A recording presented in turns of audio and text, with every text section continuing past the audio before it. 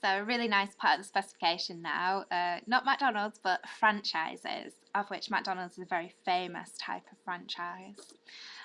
So we need to know what the terms franchisor and franchisee and what franchise actually means. We need to know the problems and the benefits of franchises to franchisors and the benefits and the problems of franchises to franchisees as well. So what is a franchise? Well, it occurs when a business, the franchisor, sells the right to use and sell its products or services to another business, so the franchisee.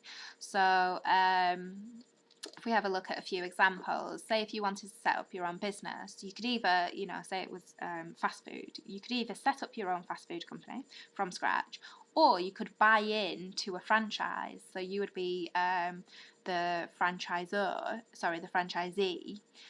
setting up a new franchise, and you'd be buying the right to sell McDonald's and all the products that they sell, the Big Macs and fries and apple pies, from the franchisor. Okay, so all of these are actually, when you see them, they're actually franchises. And this one, Threshers, is one that you've probably not seen around on the high street, because that went under with the recession a few years ago. So even franchises sometimes fail.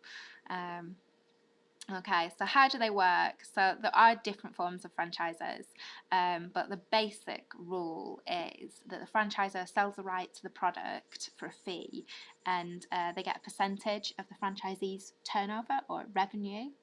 So to open up a McDonald's, you have to, put up some money, the fee, but you also have to give over some of your revenue.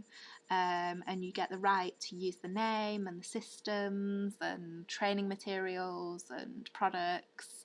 One of my friends actually set up their own franchise, and it was pancakes. And the way that they charged the fee was that it was written in the rules that the franchisee had to buy the pancakes mix, the batter, from the franchisor, and that's how they kind of made their money. So you can set, rules. McDonald's will have really, really strict rules. So, pricing and branding and store layout. So what are the advantages then? Why would you set up as a franchise rather than just setting up your own business?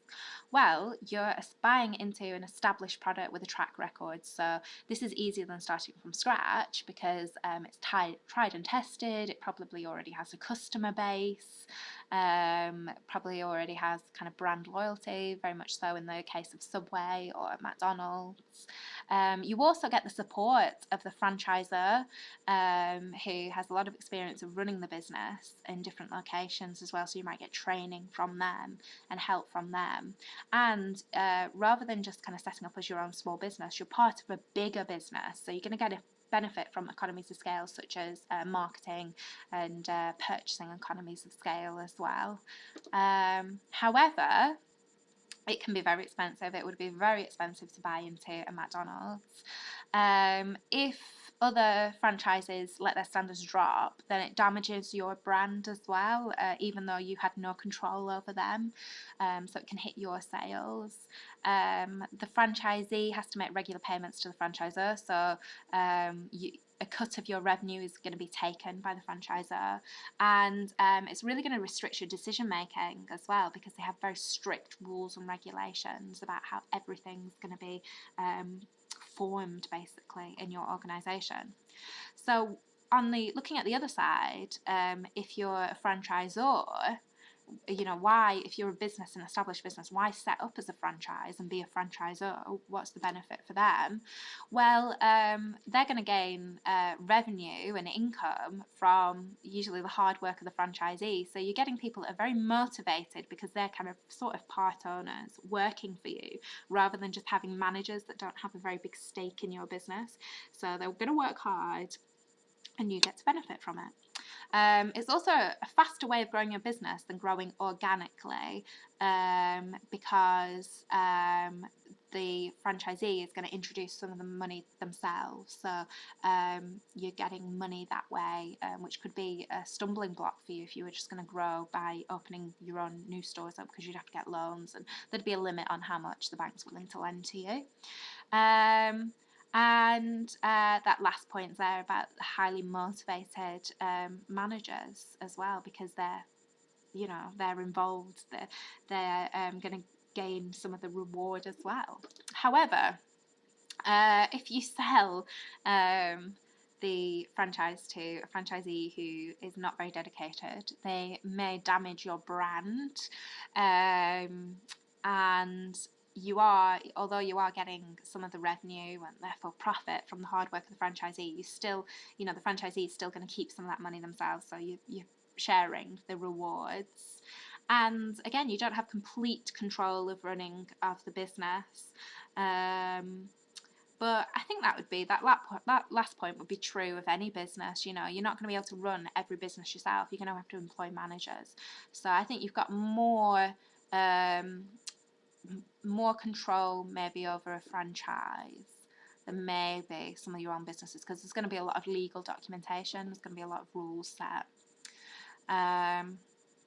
Okay, this is a link to a local newspaper, and it talks about a franchise. I think it's Chester's Chicken or something. I've never been to one of these, but it's a franchise, and it was in Blackburn, and they didn't have a very clean environment, so lots of cockroaches. And whenever I see Chester Chicken or one of these shops, I think of this news story.